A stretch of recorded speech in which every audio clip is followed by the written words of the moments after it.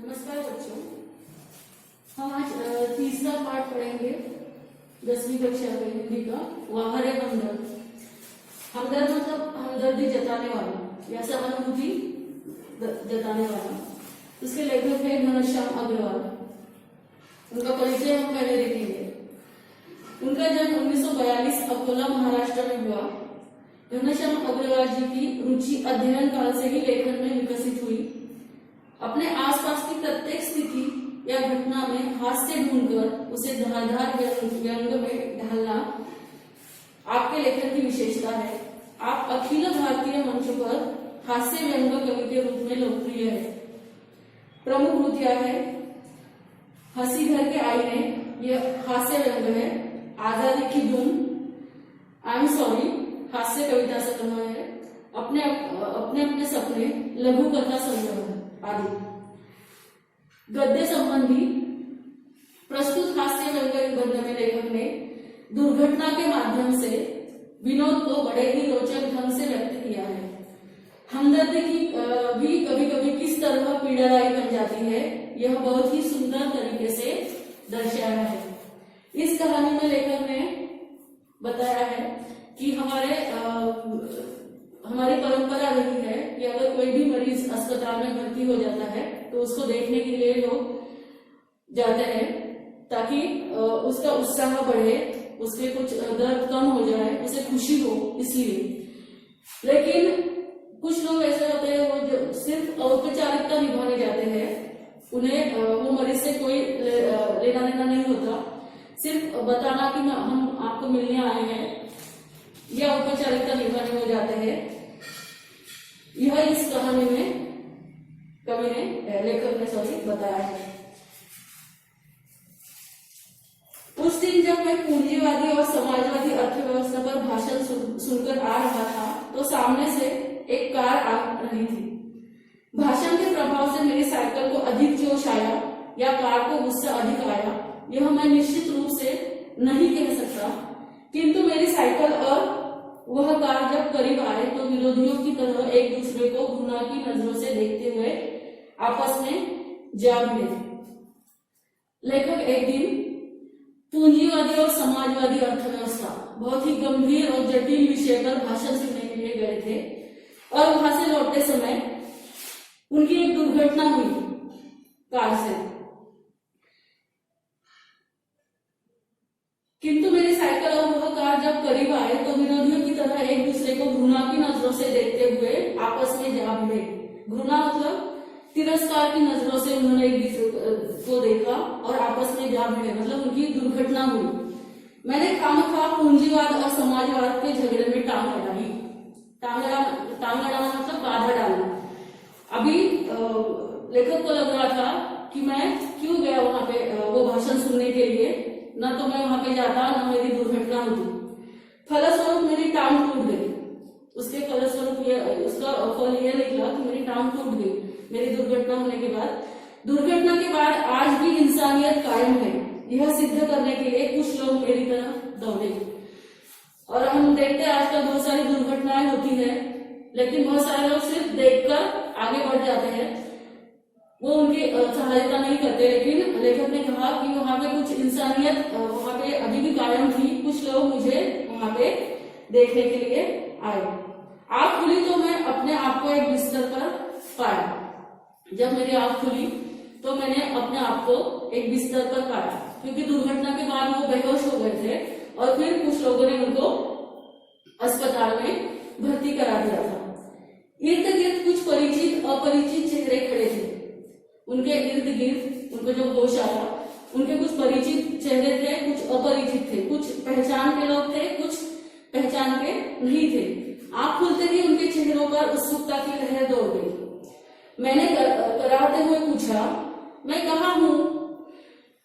लेखक को जो चोट आई थी उसकी वजह से उनको बहुत पीड़ा हो रही थी, इसलिए उन्होंने कराहते हुए पूछा कि मैं कहाँ हूँ? आप सार्वजनिक अस्पताल के प्राइवेट वार्ड में हैं। आपका एक्सीडेंट हो गया था, सिर्फ पैर का फ्रैक्चर हुआ है, अब घबराने की कोई बात नहीं। एक चेहरा इतनी तेजी से जवाब देता है, लगता है मेरे होश आने तक वह इसलिए रुका रहा। मतलब वहां पे किसी ने उनको जल्दी से जवाब दिया कि आप सार्वजनिक अस्पताल के प्राइवेट वार्ड में हैं, वहाँ आपका एक एक्सीडेंट हुआ था और आपको सिर्फ पैर को फ्रैक्चर हुआ है और अभी घबराने की कोई बात नहीं। ये सब बातें उस अपरिचित चेहरे ने उनको बता दी। अब मैं अपनी टांगों की ओर देखता हूँ। मेरी एक टांग अपनी जगह पर सही सलामत थी और दूसरी टांग रेत की थैली के सहारे एक स्टैंड पर लटक रही थी। मतलब एक पैर में चोट आई थी, एक पैर उनका फ्रैक्चर हो गया था।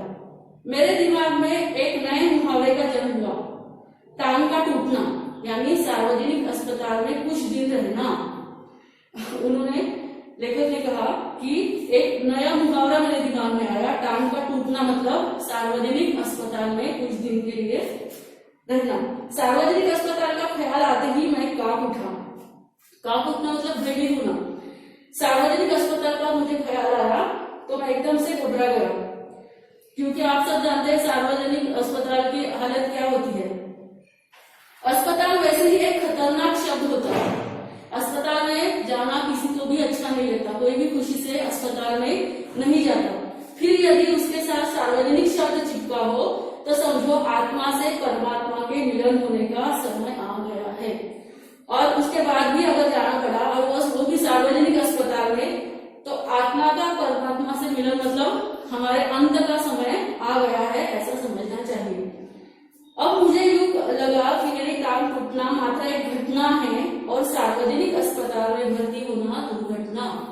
और अभी मुझे लग रहा था कि मेरी टांग टूट गई एक सामान्य घटना है, लेकिन मैं सार्वजनिक अस्पताल में भर्ती हुआ, ये बहुत बड़ी दुर्घटना है, ये बहुत बुरी बात होगी मेरे साथ। टांग से ज्यादा फिक्र मुझे उन लोगों की हुई जो हमदर्दी जताने मुझसे मिलने आएंगे। मुझे टांग की इतनी ज्यादा फिक्र नहीं थी, लेकिन वो बात की ज्यादा फिक्र थी जो लोग मुझे हमदर्दी जताने आने वाले हैं। ये मिलने जुलने वाले कई बार इतने अधिक आते हैं और कभी कभी इतना परेशान करते हैं कि मरीज का आराम हराम हो जाता है।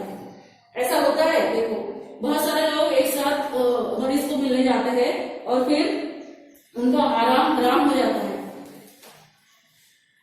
मरीज को आराम की बहुत ज्यादा जरूरत होती है, लेकिन फिर इतने लोग आए तो उनको आराम नहीं मिल पाता, जिसके मरीज को खास जरूरत होती है। और मरीज को आराम की बहुत ज्यादा जरूरत होती है, लेकिन अगर बहुत सारे लोग वहां पे गए तो उनको आराम करने के लिए नहीं मिलता।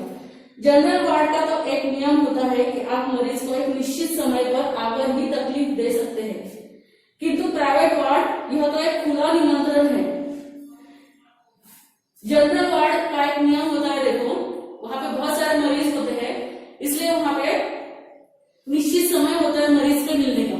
लेकिन प्राइवेट वार्ड जो होता है वहां पे कोई समय नहीं होता, कितने भी लोग आए वहां पे मिलने के लिए या कभी भी आ सकते हैं, कितने भी लोग आ सकते हैं। इसलिए लेखक कहते हैं कि यह तो एक खुला निमंत्रण है कि मेरे परिचितों, रिश्तेदारों, मित्रों, आओ, जब भी चाहे आओ, चाहे जितनी देर रुको, समय का कोई बंधन नहीं।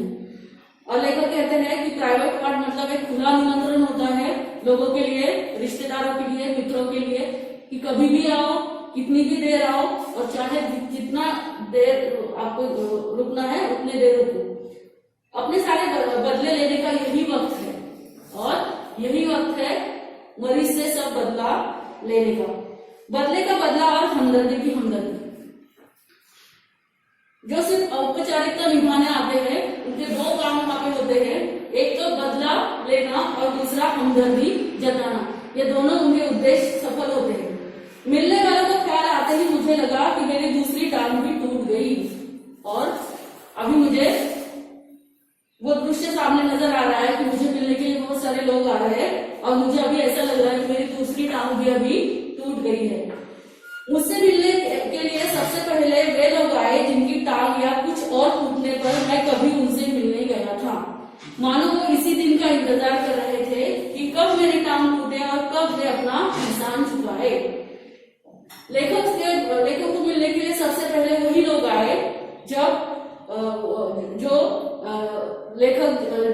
किसी की टांग टूटी थी, उनको मिलने के लिए गए थे, वही लोग उनको सबसे पहले मिलने के लिए आए और यही वक्त था उनका एहसान चुकाने का, इसलिए वो सबसे पहले उनको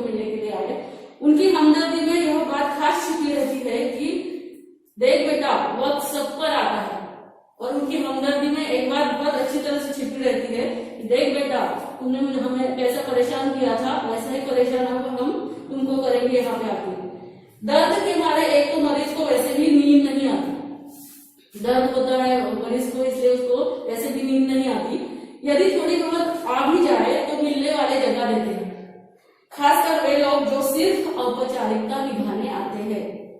इन्हें मरीज से हमदर्दी नहीं होती।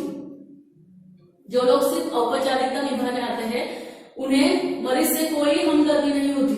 मरीज अगर सोया भी है तो वो उसे जगाएंगे, ऐसे भी लोग होते हैं। ये सिर्फ सूरत दिखाने के लिए आते हैं। ऐसे में एक दिन मैंने तय किया कि आज कोई भी आए मैं आंख नहीं खोलूंगा, और एक दिन मैंने ऐसा तय किया कि आज कोई भी आए मैं आंख नहीं खोलने वाला, चुपचाप पड़ा रहूंगा। ऑफिस के बड़े बाबू आए और मुझे सोया जानकर वापस जाने के बजाय वे सोचने लगे कि यदि मैंने उन्हें नहीं देखा तो कैसे पता चलेगा कि वे मिलने आए थे। उनके ऑफिस के बड़े बाबू एक दिन उनको मिलने के लिए आए। उस दिन लेखक ने सोचा था कि वो किसी भी हालत में आंख नहीं खोलेंगे, लेकिन वो सोया जानकर ऑफिस के जो बड़े बाबू थे वो वापस नहीं गए। उल्टा वो सोचने लगे कि अगर ये मरीज ने मुझे देखा ही नहीं कि मैं उसे मिलने आया था तो उसे कैसे पता चलेगा। अतः उन्होंने मुझे धीरे धीरे हिलाना शुरू कर दिया। अंत में मैं जगा गई तो उन्होंने मुझे धीरे धीरे हिलाना शुरू कर दिया। फिर भी जब आंखें नहीं खुली तो उन्होंने मेरी टांग के टूटे हिस्से को जोर से दबाया, और बाद में भी मैं नहीं उठा तो उन्होंने मेरे टांग का जो टूटा हुआ हिस्सा है उसको ही जोर से दबाया। मैंने दर्द के मारे कुछ चीखते हुए जब आंख खोली तो वे मुस्कुराते हुए बोले, कहिए अब दर्द कैसा है। और उन्होंने अंत में उनको जगाकर कहा कि कहिए अब दर्द कैसा है। मतलब ऐसे भी लोग होते हैं जो सिर्फ औपचारिकता निभाने के लिए आते हैं।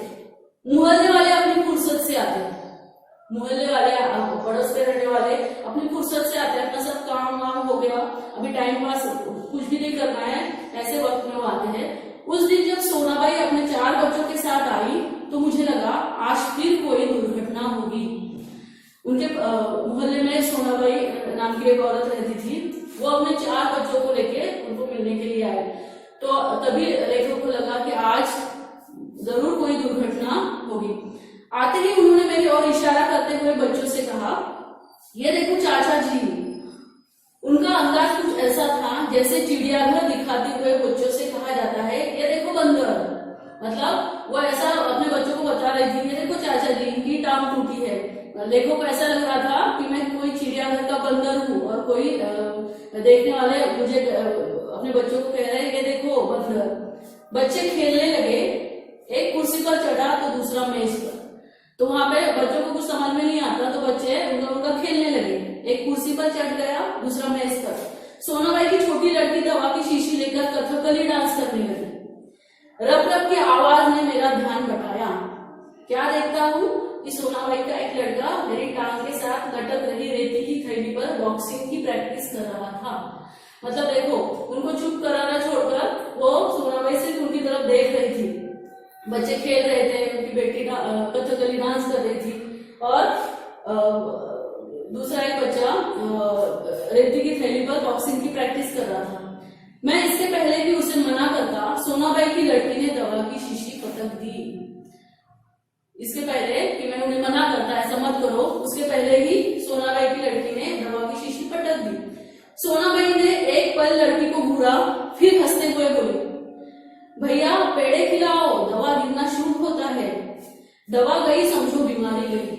मतलब बच्चों को डांटना छोड़कर उसने क्या कहा कि अभी पेड़े खिलाओ, दवा गिरना शुरू होता है, और दवा गई मानो बीमारी गई। इसके 2 घंटे बाद सोनाबाई गई। मतलब वो 2 घंटे वहां पे रही और उनके बच्चों ने वहां पे मरीज को परेशान किया। यह कहकर कि फिर आऊंगी। मैं भीतर तक काम गया, मुझे बहुत डर लगा कि ये फिर से आने वाली है। कुछ लोग तो औपचारिकता निभाने की हद कर देते हैं, विशेषकर वे रिश्तेदार जो दूसरे गांव से मिलने के लिए आते हैं। वो हद कर देते हैं औपचारिकता की। ऐसे में एक दिन एक टैक्सी कमरे के सामने आकर रुकी। उसमें से निकलकर एक आदमी आते ही मेरी छाती पर सिर रखकर औंधा पड़ रोने लगा और कहने लगा, औंधा पड़ मतलब उल्टा पड़ के रोने लगा, हाय तुम्हें क्या हो गया, सत्यानाश हो। इतना जोर जोर से रोने लगा वो आते ही और बोलने लगा, हाय तुम्हें क्या हो गया, कार वालों का सत्यानाश हो। मैंने दिल में कहा कि मुझे जो हुआ सो हुआ, पर तू क्यों रोता है, तुझे क्या हुआ। इतनी जोर जोर से रो रहा था वो, मानो किसी की वहां पे मौत हो गई है। वह थोड़ी देर मेरी छाती में मुंह गड़ाए रोता रहा, फिर रोना कुछ कम हुआ।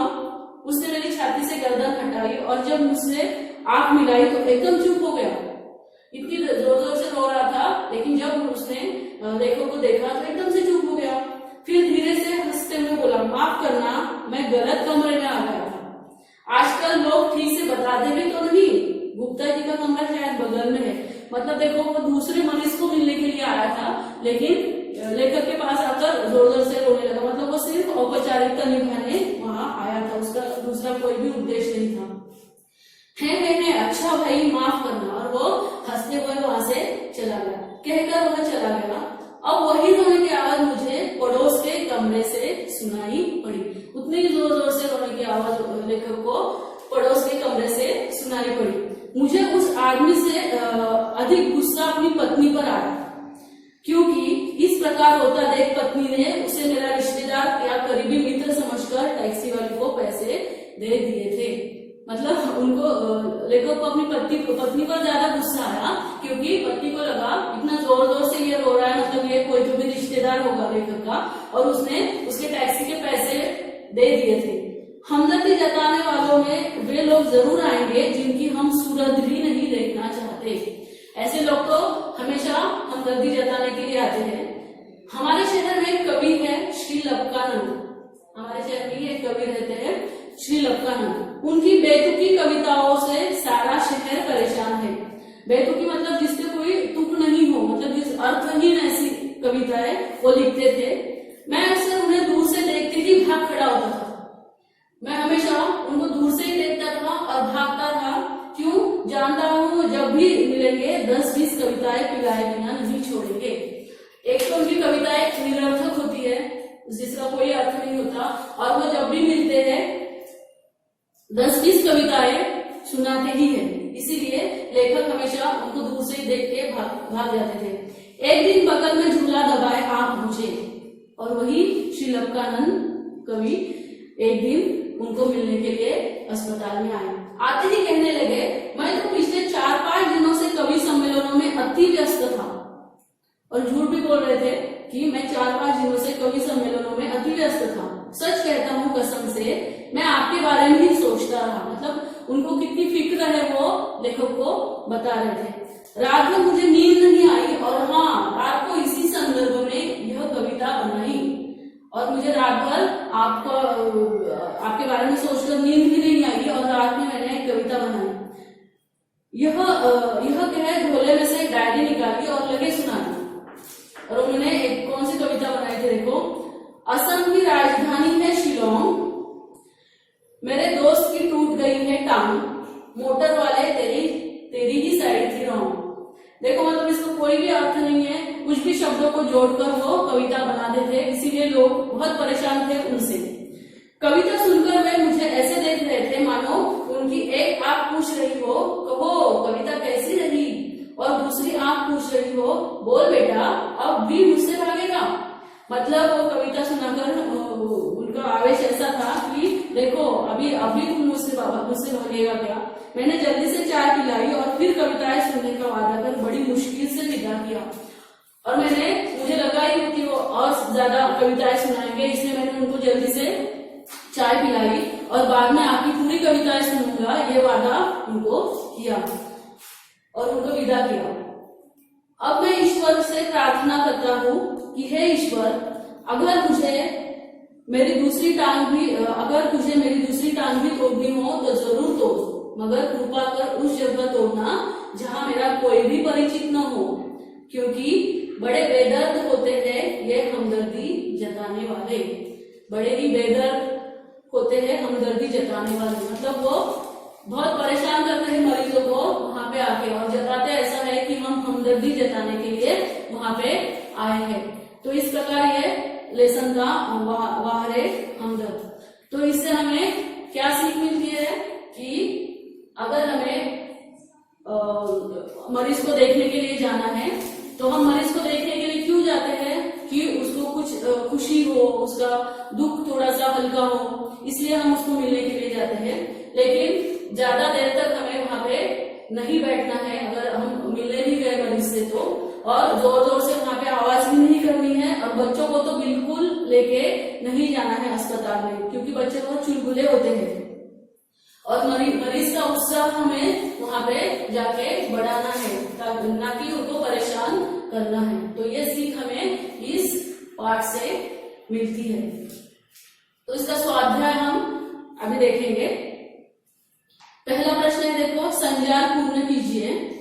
मरीज से मिलने के लिए आने वाले लोगों की विशेषताएं क्या क्या थी? विशेषताएं, एक तो ये थी, सिर्फ औपचारिकता निभाने आते हैं, इन्हें मरीज से हमदर्दी नहीं होती, ये केवल सूरत दिखाने आते हैं, और मोहल्ले वाले अपनी फुर्सत से आते हैं। दूसरा प्रश्न है, अंतर स्पष्ट कीजिए प्राइवेट अस्पताल और सार्वजनिक अस्पताल।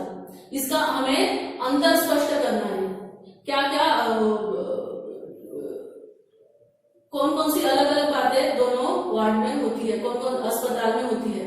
तो पहला है, प्राइवेट वार्ड में अच्छी सुविधाएं होती है, प्राइवेट वार्ड में अच्छी सुविधाएं होती है, और कई बार सार्वजनिक अस्पताल में सुविधाओं का अभाव होता है। प्राइवेट अस्पताल में मिलने का कोई निश्चित समय नहीं होता, कभी भी हम प्राइवेट अस्पताल में या प्राइवेट वार्ड में कभी भी हम मिलने के लिए जा सकते हैं, लेकिन जनरल वार्ड में मिलने का निश्चित टाइम होता है। तो यह अंतर है दोनों प्राइवेट अस्पताल और सार्वजनिक अस्पताल में, और प्राइवेट वार्ड और जनरल वार्ड में। आगे का प्रश्न है, आकृति में लिखिए, अस्पताल में आए सोनागरीब के बच्चों की शरारतें। तो उन्होंने कौन कौन सी शरारत की थी बच्चों ने, वो हमें 4 पॉइंट्स में वहां पे लिखना है।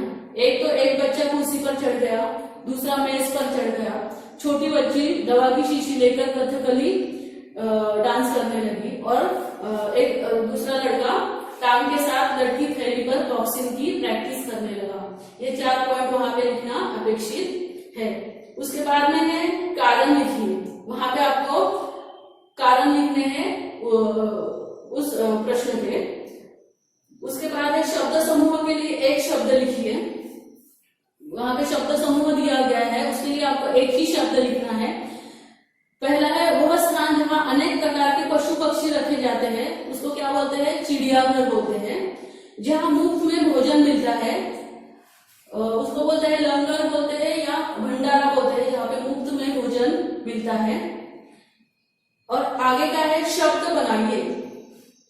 वहां पे दर्द शब्द दिया है, उसको उपसर्ग लगाना है और बाद में प्रत्यय लगाना है। तो दर्द शब्द को उपसर्ग अगर हमने लगाया तो बेदर्द ये शब्द वहां पे हम लिख सकते हैं, और प्रत्यय अगर लगाया तो दर्दनाक ये शब्द वहां पे हम लिख सकते हैं। और दूसरा शब्द वहां पे दिया है निश्चित। निश्चित शब्द को हमें उपसर्ग लगाना है, तो अनिश्चित ये शब्द वहां पे आएगा, और निश्चित शब्द को प्रत्यय लगाया तो निश्चितता ये शब्द वहां पे आ सकता है। अंतिम प्रश्न है, मरीज से मिलने जाते समय कौन कौन सी सावधानियां बरतनी चाहिए, लिखिए। ये प्रश्न का उत्तर मन से सबको लिखना है, सबके अलग अलग पॉइंट्स वहां पे आएंगे। मरीज के मिलने के लिए जाते समय हमें कौन कौन सी सावधानियां बरतनी चाहिए, जैसे कि मैंने कहा है कि वहां पे ज्यादा जोर से नहीं बोलना चाहिए, उनका उत्साह, मरीजों का उत्साह बढ़ाना चाहिए, बच्चों को साथ में लेके नहीं जाना चाहिए क्योंकि बच्चे बहुत चुलबुले होते हैं। तो ये सारी बातें आप उस प्रश्न में, अभिव्यक्ति प्रश्न में आप लिख सकते हैं। तो इस प्रकार ये लेसन व हरे हमदर्द यहाँ पे खत्म होता है। धन्यवाद।